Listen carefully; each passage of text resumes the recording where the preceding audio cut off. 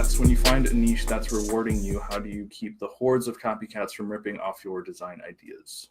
This is like a multi-answer type. Yeah, there's a lot of ways we Why can don't you that. answer it the way that you do, and I'll answer it the way that for this class. I think both of us would just say keep moving forward. If someone is ripping off what you're doing, that means you're having success and that you're doing the right thing. And especially the way that we've set up our business, if we've had success, we can look at what helped us get there. It's not like we're just randomly throwing stuff up anymore. We're testing.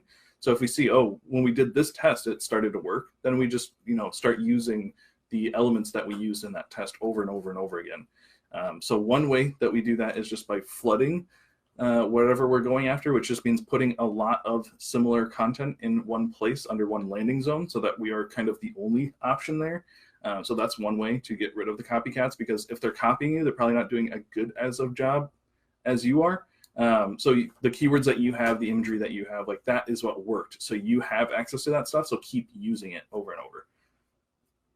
I would answer it for this class that a copycat on merch, which I'm assuming is what you're saying, right? Was it just on merch?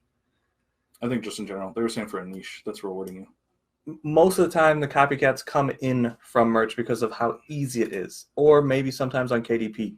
But use that imagery and those keywords and move on to other platforms and other products, because then you will have a lot less competition. Merch is probably the most competitive. KDP right under that because of how easy it is.